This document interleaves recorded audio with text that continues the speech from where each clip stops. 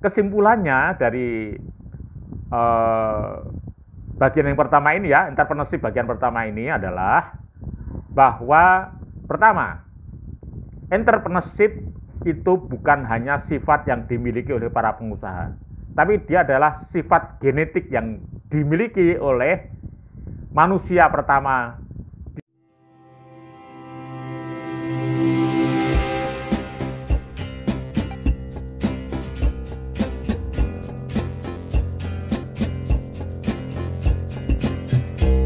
Assalamualaikum warahmatullahi wabarakatuh. Ketemu lagi dengan saya, trainer Amir Faisal.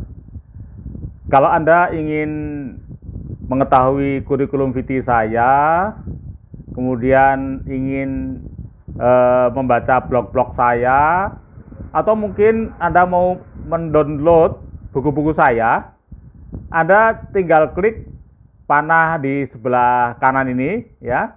Itu klik di situ, maka di situ semuanya sudah saya sediakan, ya. Baik teman sekalian, kita akan buka satu platform digital baru, yaitu tentang entrepreneurship. Ya, entrepreneurship. Jadi apa sebenarnya entrepreneurship itu? Ya, sekarang ini banyak kesalahpahaman bahwa seakan-akan entrepreneurship itu hanya sifat, ya, yang melekat pada pengusaha atau wirausaha. Jadi sebenarnya perlu diluruskan bahwa yang namanya entrepreneurship ini bukan hanya sifat yang dimiliki oleh pengusaha saja. Bahkan ada pengusaha ini yang tidak memiliki entrepreneurship. Jadi ada pengusaha tetapi bukan entrepreneur. Apa cirinya? Cirinya adalah kalau di dalam dia berusaha atau berbisnis itu dari tahun ke tahun cuma itu saja. Jadi seandainya dia punya pabrik misalnya, ya puluhan tahun ya cuma itu pabriknya. Ya, tidak bertambah skalanya, tidak bertambah tempatnya. Kalau dia misalnya buka rumah makan, maka dari tahun ke tahun dia cuma itu saja. Maka mereka tidak bisa disebut seorang entrepreneur, ya. Tapi memang mereka pengusaha, ya. Tapi walaupun seorang penjual mie misalnya, gitu ya, tadinya dia hanya nempel saja di trotoar, kemudian karena laris, kemudian dia buka lagi cabang di tempat lain. Dan akhirnya karena laris sekali, maka kadang-kadang tempat dia nempel itu, ya, di depan toko itu malah akhirnya tokonya dibeli, ya. Dan bertahun-tahun akhirnya dia punya sebuah resto, kemudian berkembang lagi 2 cabang, 3 cabang, dan seterusnya. Maka penjual mie tadi adalah seorang entrepreneur. Jadi entrepreneurship adalah sebuah sifat yang dimiliki siapa saja. Ya, jadi nanti kita akan buka platform ini mungkin sampai 20 seri, ya, yang sudah saya siapkan di sini.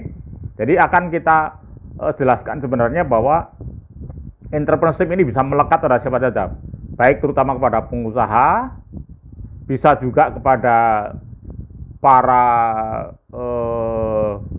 profesional, bisa juga kepada para lurah, ya.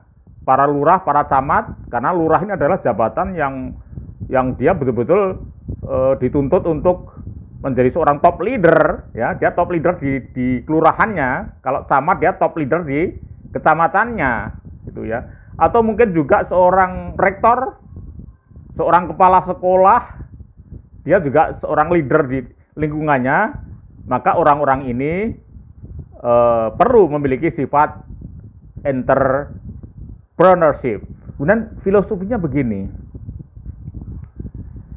manusia memang sejak awal didesain, ya, diciptakan dan diberi mandat oleh Tuhan yang Maha Esa untuk menaklukkan bumi.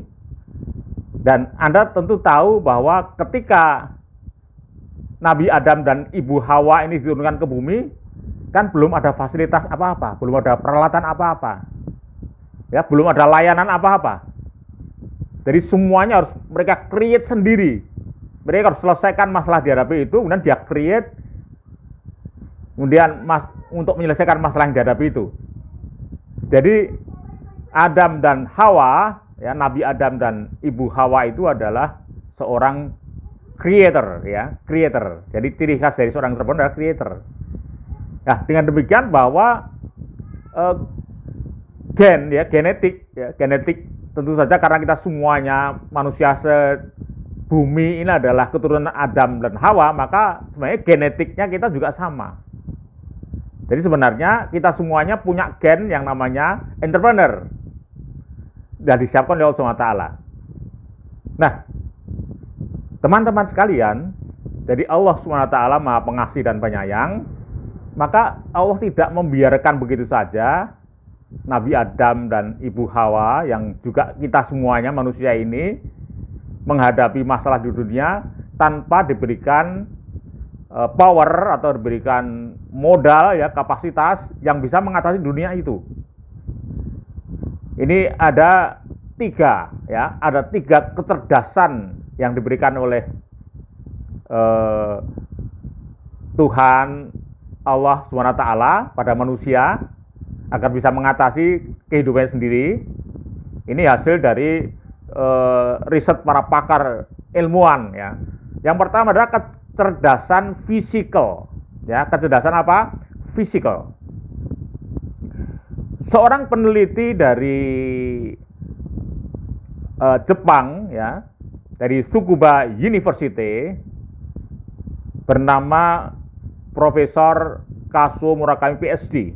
Waktu itu beliau kemudian menulis sebuah buku yang bestseller dunia, judulnya adalah The Divine Message of the DNA.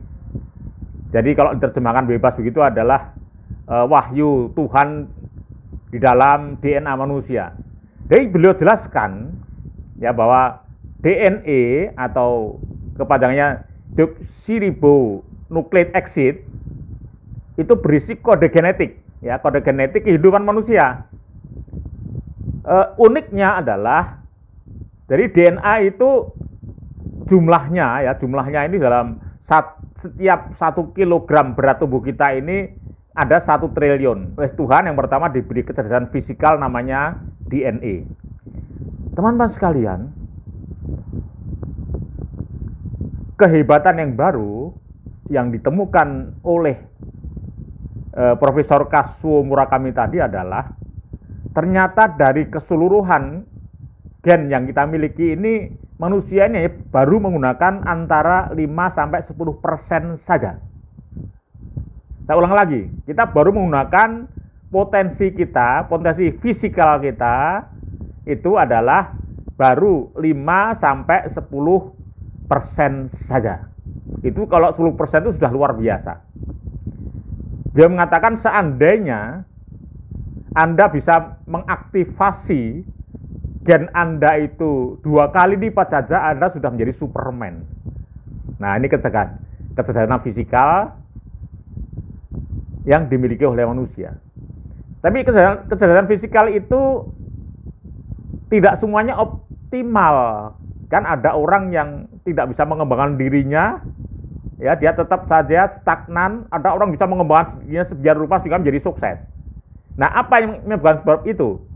Kata Profesor Kazuo Murakami, yang menyebabkan seseorang tidak bisa optimal meningkatkan kinerja genetiknya atau kecerdasan fisikalnya adalah pola pikir manusia sendiri.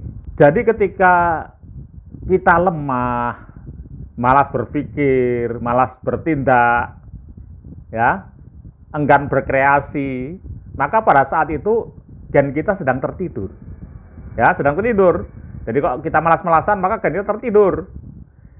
Sebaliknya ketika Anda memiliki passion yang tinggi, daya juang yang tinggi, ya, untuk meraih sesuatu, maka saat itu gen Anda sedang teraktivasi.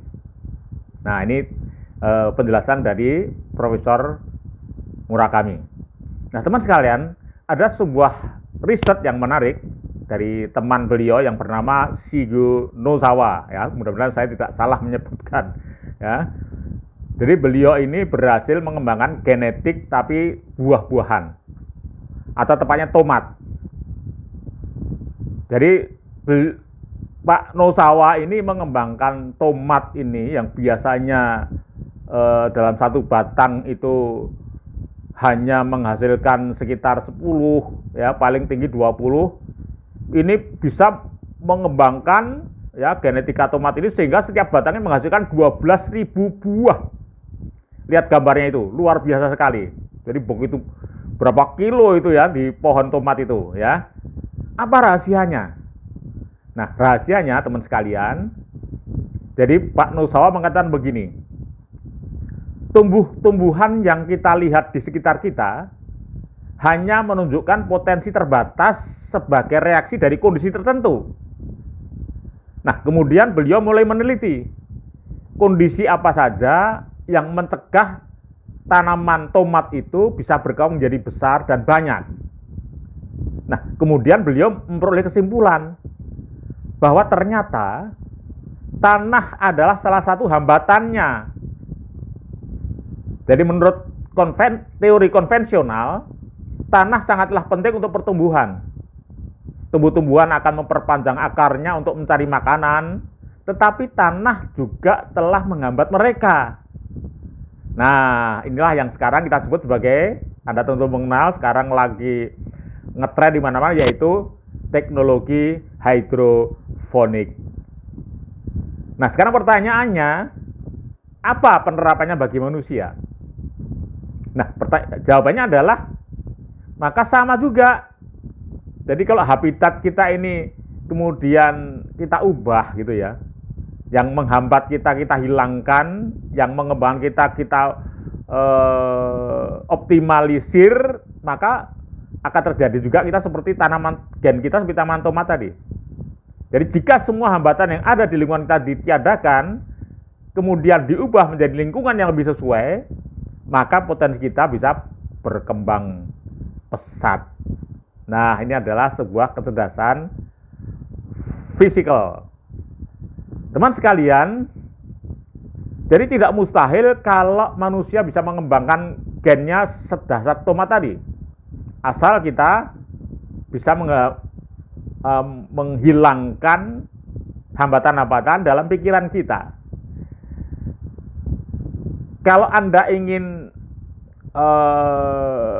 memahami secara detail bagaimana hubungan antara pola pikir kita, ya, mindset kita dengan kinerja kita, Anda bisa membuka di platform digital saya yang lain, yang judulnya adalah TOT NLP 1 Amir dan TOT NLP 2 Amir.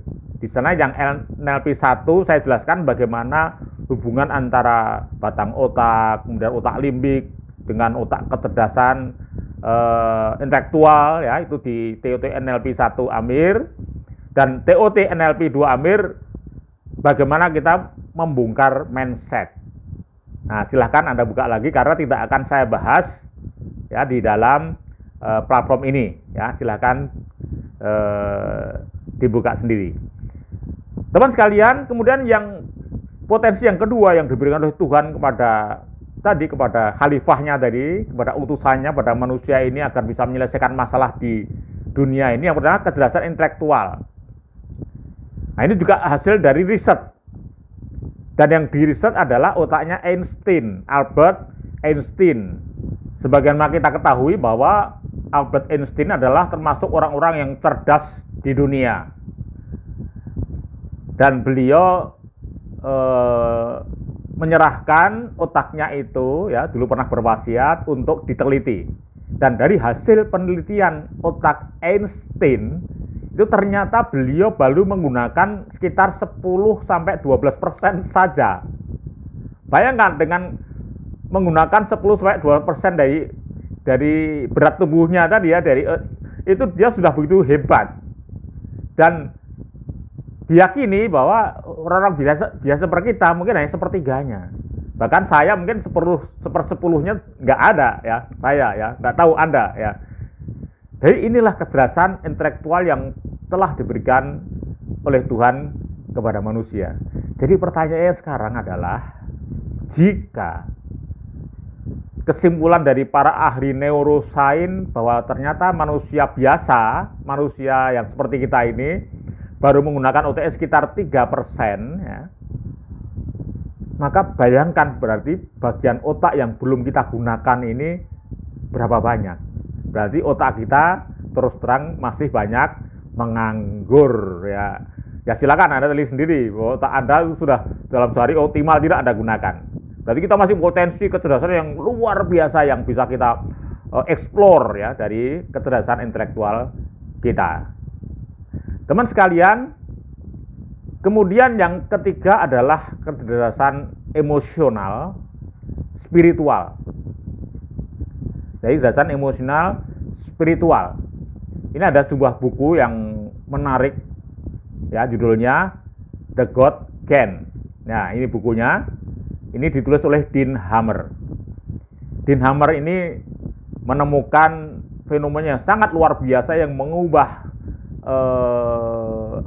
keyakinan ya sebagian besar orang, dan semakin meyakinkan orang-orang yang spiritualis ya, orang religius, bahwa memang benar di dalam talamus ya, talamus otak. Jadi talamus itu adalah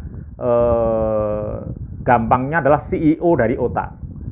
Gampangnya begini, kalau Anda membaca buku neuroscience itu, setiap ada stimulus yang masuk apa saja, maka segera, misalnya sekarang Anda melihat makanan yang lezat misalnya, maka segera saraf mata Anda ini segera dia connect dengan talamus tadi.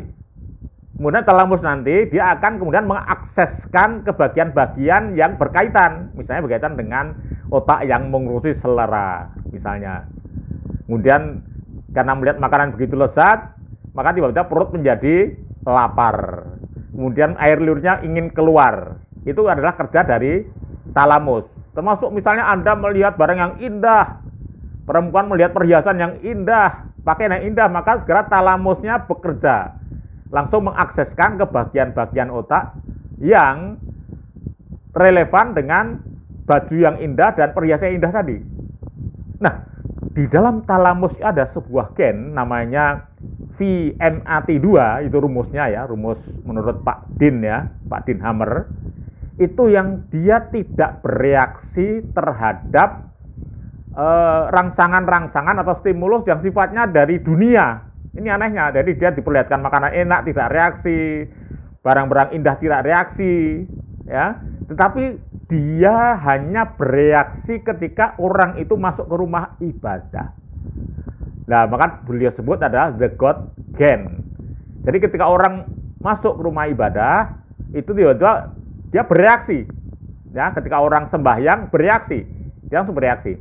Bahkan beliau tidak cukup sampai di situ, kemudian beliau membuat sintesis ya, sintesis dari hormon tadi.